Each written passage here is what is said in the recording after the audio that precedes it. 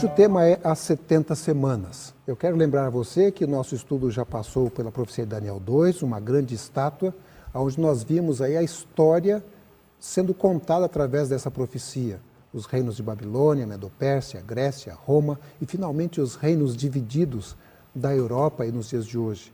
Quando estudamos Daniel 7, vimos ali alguns animais, também simbolizando cada um desses reinos, terminando também com Roma e depois 10 chifres, os primeiros reinos da Europa, uma ponta pequena que surgiu entre esses chifres, e um período em que a igreja cristã medieval dominou politicamente e religiosamente essa parte da terra, até o ano de 1798. E dali para frente, Daniel viu um julgamento que se iniciava. Ao estudarmos Daniel capítulo 8, nós vimos outros animais pertencentes ao santuário. Um carneiro simbolizando a Medopérsia, a Grécia sendo simbolizada aqui por um bode, né? E um chifre pequeno que vai crescendo para o sul, e simbolizando Roma pagã e depois Roma papal, o período em que a igreja medieval dominou a terra. Falamos um pouco a respeito desse chifre pequeno e mencionamos também que havia um texto da Bíblia onde falava de 2.300 tardes e manhãs, um período longo na profecia. Lá dizia até 2.300 tardes e manhãs e o santuário será purificado. E agora, 12 anos se passam, aproximadamente no ano 539, nós temos aqui o Daniel 9, aonde vem a explicação para aquele período lá que ficou em aberto. Pastor Oliveiros, por que tanto tempo assim, 12 anos, para ter uma oração respondida? Parece que ele estava preocupado e Deus demorou tanto, né? Olha, eu também já me fiz essa pergunta e a resposta não é fácil, Jonathan. Mas, 12 anos se passaram. Se você lê o capítulo 8, no final, o profeta Daniel disse que a visão era importante, mas o anjo disse, Daniel, essa visão se refere a dias muito distantes, ao tempo do fim. Sim. Qual visão? Essa das 2.300 tardes e manhãs ou 2.300 dias. Agora, aí é uma lição tremenda para nós, né? Não basta pedir a Deus, nós precisamos pedir com perseverança, com insistência. Porque a oração não muda Deus para o coração de Deus, mas ela nos prepara mais espiritualmente para recebermos a resposta de Deus. E Daniel teve paciência, perseverança, continuou orando, jejuando. Depois de 12 anos, Deus mostrou então o significado dessa linda profecia das 2.300 tardes e manhãs. Agora é verdade, pastor Oséias, que quase tudo foi explicado. Parece que só esse trecho das 2.300 tardes e manhãs é que ficou em aberto, não é? Verdade. As profecias das 70 semanas, ela geralmente é entendida pelos teólogos como 70 semanas de anos. E aí você tem que casar com Daniel 8,14. Agora, o que nos espanta é que também a maioria dos teólogos não crê que as 2.300 tardes de manhã seriam 2.300 anos. Aí eles teriam dificuldade, porque no hebraico diz que as 70 semanas estão determinadas sobre o teu povo. O verbo hatak significa cortar. Então, se eu admito que 70 semanas são 70 semanas de anos, 490 anos, eu tenho que cortar isso de um período maior, né? Maior. E o único período maior mencionado são as 2.300 tardes e manhãs. Então, ou eu pego e aceito as 70 semanas como 70 semanas de anos e tiro do período maior 2.300 anos, ou então a profecia não faz sentido. Porque 70 semanas para o povo judeu, da volta do cativeiro, 70 semanas, se for literal, daria aí algum tempo que não alcançaria o Messias, ok?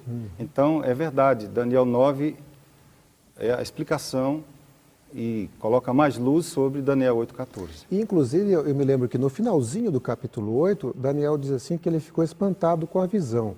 Se fosse um período curto de tempo, ele não ia ficar espantado, eu vou esperar esse tempo, não é verdade? Certo, certamente. E eu também lembro aqui o seguinte, Daniel era um profundo estudioso das profecias de Jeremias, porque isso ele diz no capítulo 9, né, pastor Oliveiros? Daniel parece que de alguma forma queria associar aquela visão dos 2.300 tardes e manhãs com o período de cativeiro da Babilônia. O que é o período de cativeiro da Babilônia? É o período em que o povo judeu foi levado de Jerusalém, a cidade de Jerusalém, capital, foi destruída, e o povo judeu foi levado escravo, cativo para a Babilônia. E lá eles ficaram 70 anos, que terminaram mais ou menos por volta do ano 538 a.C. Muito bem. Então Daniel começa o capítulo 9 fazendo uma oração a Deus. Ele queria entender aquela visão que ele tinha tido há 12 anos atrás e, quem sabe, conjeturando. Será que não tem alguma coisa a ver com o nosso retorno agora para a terra de Jerusalém de novo, a terra de Israel, reconstruir Jerusalém? E o anjo, então, aparece a Daniel e apresenta a Daniel algumas coisas que iriam acontecer associadas com a profecia das 2.300 tardes e manhãs. E uma delas é esse período de 70 semanas que o pastor Oséias falou. Mas dá a impressão, 551 foi quando ele teve a visão de Daniel 8, em que ele não percebeu muito aquilo que o anjo falou, olha, essa visão é para dias muito distantes, é para o futuro. E ele, quando saiu de Jerusalém, eu lembro que nesse período nós tivemos 3 profetas contemporâneos durante um período. Jeremias, que ficou lá em Jerusalém. Correto. Ezequiel, que foi levado numa segunda deportação. E Daniel, que já foi na primeira, né? E Daniel parece que foi o que viveu mais, né? Viveu até a velhice, não sei quanto tempo viveu Jeremias. Mas o fato é que quando Daniel foi para preso, ele deve ter levado alguns rolos, ou alguém levou alguns rolos de Jeremias, porque ele estudava o livro de Jeremias. Rolos, quer dizer, os livros do Antigo Testamento, é correto. E ele sabia dessa profecia de 70 anos que o povo ficaria ali e depois iria embora. Sabia, porque Jeremias havia previsto. Daniel, ele entendeu que a profecia seria para o tempo do fim, mas veja bem, não é fácil você ficar estudando. Essa é a razão de estudarmos a Bíblia, não é, pastor? Porque a gente estuda a Bíblia, a gente tem coisas que você não aprendeu muito bem hoje, depois você aprende melhor, e Deus vai revelando a sua palavra aos poucos. A própria Bíblia diz que a palavra de Deus é como a luz da aurora, né? A luz do amanhecer, vamos dizer assim, na linguagem de hoje. Vai aumentando mais e mais até que se torne dia perfeito. Então Daniel sabia disso. E por que Deus revelou depois de 12 anos? E se ele não tivesse orado, se ele não tivesse se consagrado, jejuado, será que Deus teria revelado essa profecia a ele, né? Então, a gente que não compreende, podemos orar, jejuar, implorar a Deus, que no tempo de Deus ele vai nos mostrar. E também, pastor Oliveira, tem um detalhe, é que se a pessoa, digamos, não está enxergando muito bem e se foca uma luz forte, ele pode não enxergar nada. Né? Então Deus tem o tempo de ir revelando as coisas. Daniel viveu aí do ano 605 para frente, 550, quando ele tem essa revelação dessas profecias, ele não entendeu tudo. E às vezes é bom que a pessoa não entenda tudo, porque imagine se ele entendesse tudo assim, que o fim do mundo, o fim das coisas, ia demorar tanto tempo. Às vezes Deus, por misericórdia, ele não deixa que a pessoa entenda ali no momento, mas como diz o pastor Oliveiros, a coisa vai sendo explicada gradualmente. Mas me chama a atenção aqui que no ano 539, quando ele tem essa revelação, eu tenho a impressão que ele compreendeu então que os 70 anos de Jeremias estavam se findando, e foi uma maneira que ele poderia também pregar, falou, olha, realmente está findando, daqui a pouco o povo está indo embora. E outra coisa, vamos voltar para a nossa terra. Né? César Natan, ele também sabia que Deus é misericórdia, mas também Deus é justo. Era uma profecia para dizer o tempo que ficariam no cativeiro. Sim. Mas não seria assim uma coisa automática também. E se o povo não quisesse voltar? Exato. E estavam assim bem instalados na Babilônia. No começo foi uma vida dura. Foram escravos, trabalharam duro. Mas depois muitos já tinham comércio, tinham boas casas. E se o povo não quer voltar? Como é que cumpriria isso? Então Daniel, além de orar pedindo mais iluminação, ele deve também estar, ele confessa o pecado do povo. Sim, sim. E ele está pedindo a Deus que toque também no coração do povo para que queira voltar. Exatamente. Jonathan, se você me permite, eu gostaria de destacar que esta profecia, quando o anjo Gabriel, porque o anjo Gabriel que esteve lá atrás, 12 anos antes, mostrando aquela profecia que foi falada aqui já do carneiro, do bode, daquele chifre pequeno e tudo mais. Esse mesmo anjo Gabriel agora aparece. Daniel faz uma linda oração. Se o ouvinte quiser ver uma oração maravilhosa de um homem de Deus, temente a Deus, abra Daniel capítulo 9, lá dos versos 13 até o verso 20, 19, por ali. E é uma oração muito bonita. Ele confessa os pecados dele, do povo. É uma oração de intercessão. Sim. Ou seja, isso nos incentiva a orar por nós e orar pelas pessoas que nós conhecemos e queremos que conheçam a salvação. Mas aí o anjo Gabriel aparece e toca nele e fala: Daniel, quando você começou a orar, saiu uma ordem para mim, logicamente a ordem de Deus no santuário celestial, e eu vim para fazer entender a visão agora. Agora vê o que o anjo diz, no verso 23. Então, considera, pois, a coisa e entende a visão. Aqui se refere, obviamente, à visão de Daniel 8:14, das 2.300 tardes e manhãs. Agora veja, o anjo associa 3 episódios ou acontecimentos que iriam marcar o início e o desenvolver daquela profecia das 2.300 tardes e manhãs ou 2.300 anos. Então, que está no verso 24. O anjo vai dar um início aí. Ele vai dar um início e vai também já mostrar o desdobramento, depois do início, o que vai acontecer. Daniel 9:24 diz assim: 70 semanas estão determinadas sobre o teu povo e sobre a tua santa cidade, para fazer cessar a transgressão, para selar a visão e a profecia e para ungir os santos dos santos. Bom, 70 semanas são 490 dias. Mas por que a gente diz que são 490 anos, pastor Oliveiros? Porque um dos princípios que se usa para interpretar profecias de tempo é o princípio de cada dia significar um ano. Então, na linguagem profética, a Bíblia tem uma linguagem profética. Os profetas, o melhor, têm uma linguagem técnica. Os médicos têm uma linguagem técnica, o jogador de futebol tem o seu jargão, todo mundo tem o jargão da sua área. Os profetas também, quando se referem a período de tempo, um dia significa um ano. Existem referências a isso, por exemplo, em Ezequiel capítulo 4, verso 7, e também em Números capítulo 14, enfim, é um princípio conhecido. Portanto, o que Daniel está dizendo aqui, o que o anjo Gabriel está dizendo a Daniel, que estas 70 semanas, que são 490 dias, são sim 490 anos.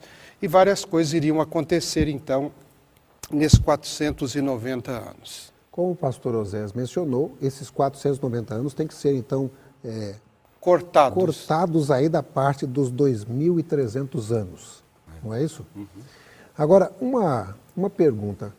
O anjo mencionou aí o início, que ele fala assim: sabe e entende, desde a saída da ordem para restaurar e para edificar Jerusalém até o ungido ao príncipe, 7 semanas e 62 semanas, as praças e as circunvalações se reedificarão, mas em tempos angustiosos. Mas parece, pastor Osés, que teve uns 3 decretos aí sobre a reconstrução. Foi mais ou menos isso que aconteceu? Correto. Ciro, Dario e Artaxerxes. É verdade que Ciro permitiu que o povo votasse, reconstruísse o templo. Dario também, mas geralmente são decretos parciais. Assim, para dar uma certa autonomia, lógico, para ter rei, mas não. Depois que o pessoal voltou do cativeiro, não tem mais rei. Eles estão subordinados aos reis da Medopérsia, depois da Grécia. Mas, assim, o decreto que mais dá autonomia para o povo judeu reconstruir não somente o templo, mas a cidade, é o decreto de Artaxerxes, que ele foi dado em 457. Os demais são decretos parciais. O mais abrangente é o de Artaxerxes. E o livro de Esdras menciona esses 3 decretos, né? Exatamente. Agora, esse Artaxerxes foi um rei da Pérsia e ele ordenou essa reconstrução em que época, pastor Oliveiros? Esse decreto foi emitido no ano 457 antes de Jesus Cristo. Então, os 490 anos de Daniel 9, 24, devem ser contados a partir dessa data, 457 antes de nosso Senhor Jesus Cristo. Então, no final dos 457 anos, Jesus Cristo deveria ser ungido. E Jesus Cristo foi ungido no seu batismo. Aí nós encontramos os evangelhos de Mateus, de Lucas, de João, Marcos, ensinando. Há um texto específico, mais preciso, vamos dizer assim, no Novo Testamento, que é o livro de Atos, capítulo 10, verso 38, diz assim: Jesus Cristo foi ungido pelo Espírito Santo e passou, então, a pregar o evangelho e a fazer o bem e a curar os prisioneiros, os cativos de Satanás. Portanto, a unção do príncipe coincide exatamente com o batismo de Jesus Cristo. E eu quero destacar, inclusive, que essa data do batismo de Jesus ela é muito bem marcada, porque em Lucas 3, verso 1, ali tem uma série de dados, né, no 15º ano de Tibério César, sendo este em tal lugar, esse em tal lugar, o sacerdote é esse, era para não ter erro mesmo. Então a gente chega à conclusão da data do batismo de Jesus. Mas vamos ver aqui o início. Começou em 457 e ali diz que haveria um período para a reconstrução de Jerusalém. Nós temos esse período dividido aí, inicialmente em 7 semanas, 49 anos. Esse é o período da reconstrução da cidade propriamente dita, pastor Oséias? Está correto. Em torno de 49 anos a cidade foi reconstruída, os muros também. Agora tem um detalhe, Jonathan. Se você diminuir os 2.300 anos de 457, você chegará em 1843. E muitos estudiosos pensam, mas não é 1854? A mesma coisa acontece com as 7 semanas para a reconstrução de Jerusalém, mais 62, você soma 69 semanas, 483 anos, até o batismo de Jesus, você chegaria 483 menos 457 no ano 26. E nós cremos que Jesus foi batizado no ano 27. Mas por que isso? Então? Por quê? O decreto foi dado a Esdras no início do ano. E segundo Esdras 7, ele gastou vários meses até chegar à Palestina e dar o decreto aos governadores que representavam a Medo-Pérsia, Lá na Palestina. para que eles ajudassem com ouro, com prata, com madeira, com o que precisasse. Então você deve contar não do início de 457, mas da segunda metade do ano. Então até o batismo de Jesus teria 483 anos, 69 semanas, mas, veja, como o decreto só entrou em vigor ali por volta de setembro, agosto, setembro, para frente, para ter os 483 anos até o batismo de Jesus, você tem que contar do final de 457, 483 anos, avança, então chega no ano 27. E também eu lembro que não teve o ano zero, né? Também Porque tem a questão quando do ano você tem zero. assim, né? Antes de Cristo vem Ok. contando menos. verdade. Aí não tem o zero, aí já Não pula tem. do -1 para 1, não é? Não, ok. Então aí, se você fizer a conta sem esquecer isso, você também erra, né?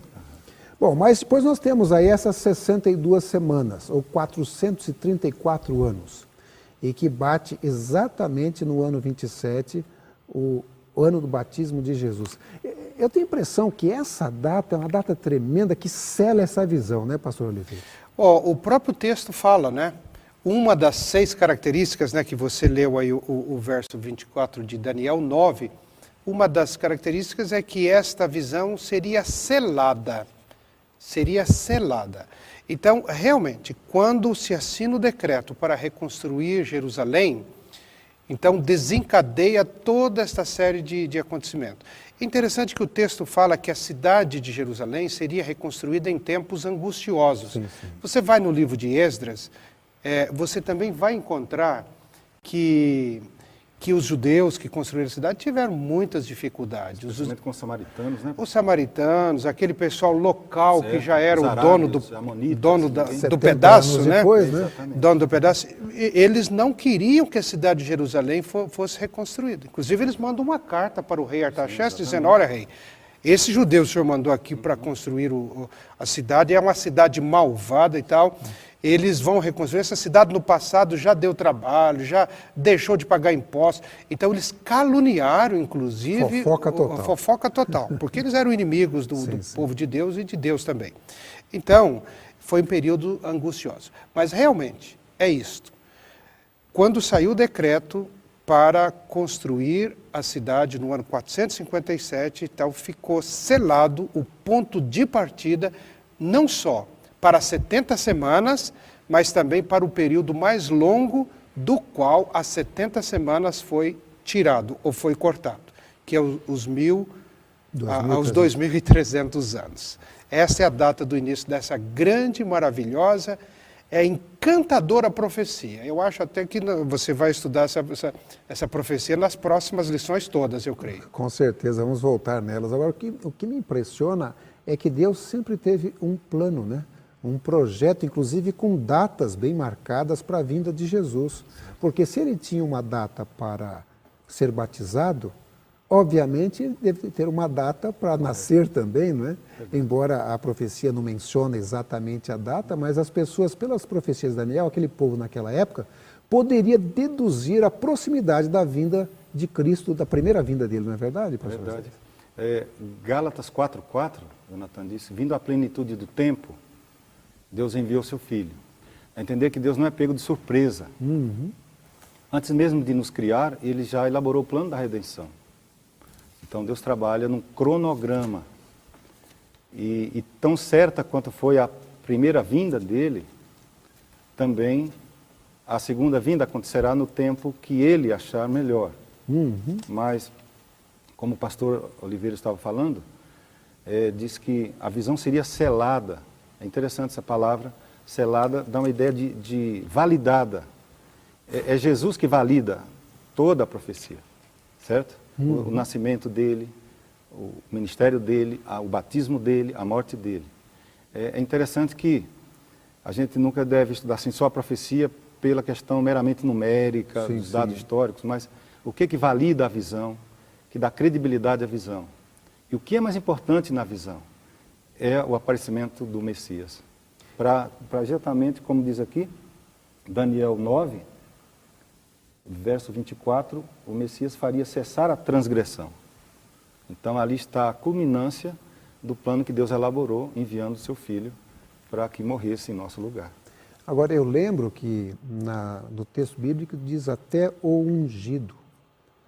Isso tem algum significado com respeito ao nome de Jesus, ao nome de Jesus Cristo, com o nome do Messias? Sem dúvida. A palavra Messias, que é a palavra bíblica do Novo Testamento, é exatamente ungido, Messias. E foi traduzido para o grego Christos. Christos e Messias querem dizer ungido.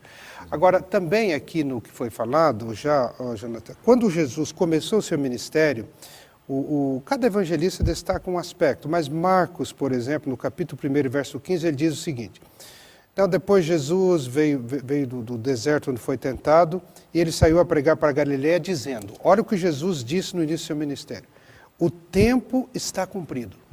Olha que frase. O tempo está cumprido. O reino de Deus está próximo. Arrependei-vos e crede no Evangelho. Que tempo que estava cumprido? Jesus conhecia absolutamente, de maneira perfeita, as profecias do Antigo Testamento que falavam sobre ele, todas elas. Mas aqui é uma referência, sem dúvida nenhuma, às 70 semanas. A Daniel, capítulo 9, verso 24, 25, que nós estamos estudando.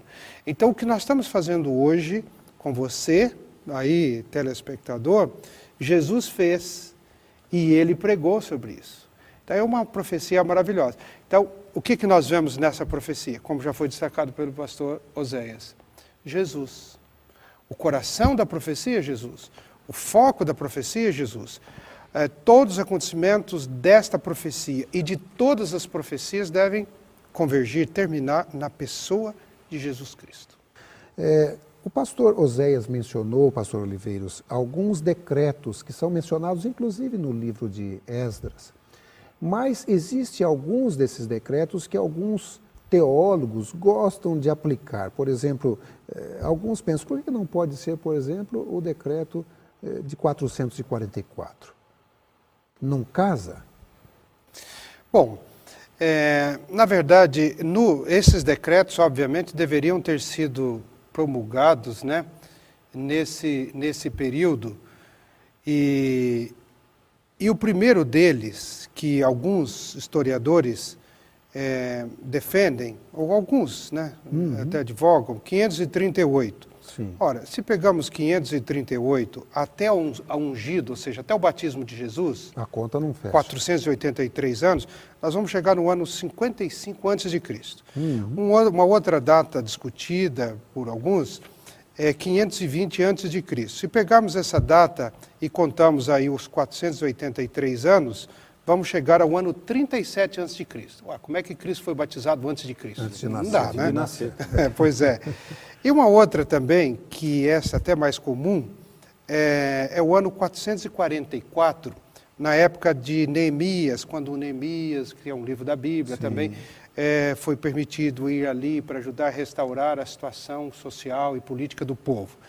Essa data até daria, porque ela terminaria ali pelo ano 40 depois de Cristo. Mas pelos acontecimentos que você mesmo já citou, circundando o nascimento de Jesus Cristo, por exemplo, a questão de Tibério César, era o imperador, a questão de Herodes, de Herodes, tetrarca, o grande, a questão do próprio Pôncio Pilatos, que parece que, segundo a história, ele foi deposto no ano 35 ou 36 depois de Cristo. Então não dá. Então a única data que cabe aí é aquela que nós já falamos, 457. Essa sim, ela chega por volta do ano 26, 27, que o pastor José explicou. Aí Jesus foi batizado, Jesus morreu no ano 31, na Páscoa do ano 31. Essa profecia encaixa perfeitamente, ou seja, essa data encaixa perfeitamente no estudo das 70 semanas. Só pegando aqui um gancho com o pastor Oliveiros, há também a questão do que o anjo disse, que esse decreto daria chance do povo judeu reconstruir a cidade, ter uma certa autoridade política, autonomia política. O decreto de Ciro e Dario, 520 e 538, você não vê nesses decretos algo dessa abrangência. Os dois decretos falam apenas que o povo judeu podia voltar a reconstruir o templo, para ser mais um local de sacrifício. É interessante que Ciro, ele não era assim um adorador de Javé, por exemplo, dos judeus. Ele quis fazer uma média com todos os cativos e ele era supersticioso. A ideia de deixar o povo judeu voltar e reconstruir o templo e se oferecer sacrifícios, geralmente os reis da Pérsia diziam assim, olha, e façam sacrifícios para que a família do rei não sofra nenhum prejuízo, ou seja, vamos agradar todos os deuses, inclusive o dos judeus também, mas edifiquem lá o templo e o altar lá, vão oferecendo. Mas era só o templo. Sim, você não vê no decreto assim, que reconstruiu a cidade e deu uma certa autonomia. O único decreto que tem essa abrangência é o de Artaxerxes no ano 457. Então, a gente vê, por exemplo, que a profecia bíblica ela tem uma data precisa, ou seja, Deus tinha um plano perfeito para isso. Agora, quando que começou a ser estudada essas profecias? Porque a gente sabe que na época que Daniel escreveu, ele não compreendeu, quem sabe na época de Jesus também não se compreenderam isso aqui. Quando que as pessoas começaram a se preocupar com isso, com esse estudo das 70 semanas, pastor Oliveira? Aí está. Se nós pegamos, agora voltando para a profecia longa, né? 2.300, tardes e manhãs, 2.300 anos. Se começa em 457 a.C., ela vai terminar em 1844 depois de Cristo. O que é 1844? Então, aí já estamos quase no meio do século XIX. Agora, se você estuda o desenvolvimento da teologia, da história, as religiões, você vai perceber que no final do século XVIII, ou seja, aí pelo ano 1750, 780, 790, 1800, 1800 e tanto, conforme já falamos, houve um despertamento geral para estudar-se as profecias, tanto nos Estados Unidos quanto na Europa, na própria América do Sul, aqui, em todos os lugares. O que quer dizer? O Espírito Santo que deu a profecia para Daniel, inspirou Daniel a escrever. Esse mesmo Espírito Santo agora veio, despertou a população desse período, porque estava justamente na época de terminar os 2.300 anos, que terminou em 1844.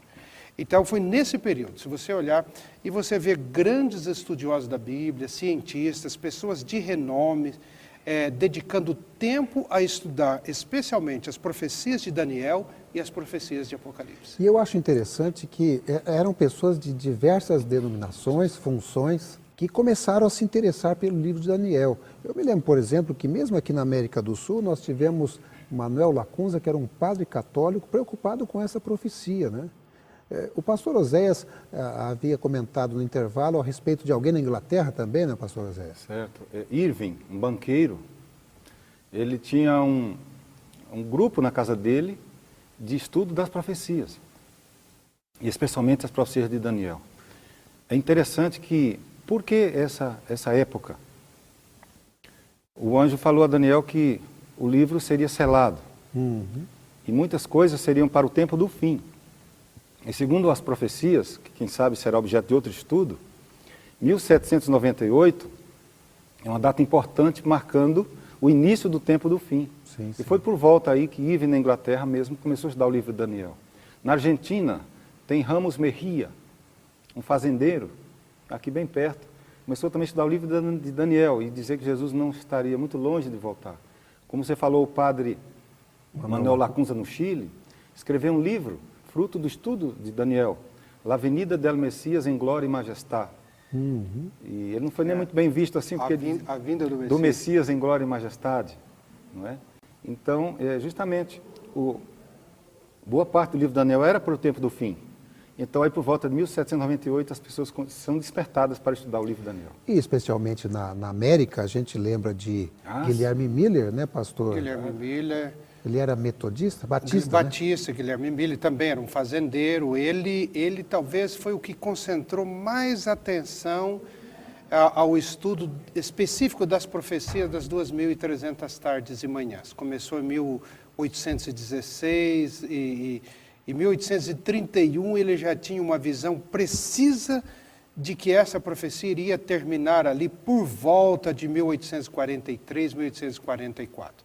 Então o Espírito Santo moveu as pessoas para que elas despertassem na época certa para estudar essa profecia. E eu gostaria, inclusive, de destacar um cientista, Isaac Newton. Isaac Newton. Preocupado com profecias. Escreveu um livro comentando as profecias de Daniel. E aceitando a 457. O ponto de partida de Isaac Newton é exatamente 457. E era um cientista. Entre outras coisas. Entre outras coisas. Pastor Oséias, nós estamos chegando ao final do programa, nós vamos dedicar mais tempo a esse estudo numa próxima lição, mas qual a importância da profecia na sua vida e na nossa vida? É bom a gente compreender que os eventos da história, se bem que feitos por humanos, eles não estão assim totalmente, não são aleatórios. Claro, a pessoa faz porque ele quer, com livre-arbítrio. Mas Deus não deixa que os eventos extrapolem a ponto de prejudicar assim, a verdade na terra, o seu povo. Deus, de alguma forma, está acompanhando esses eventos.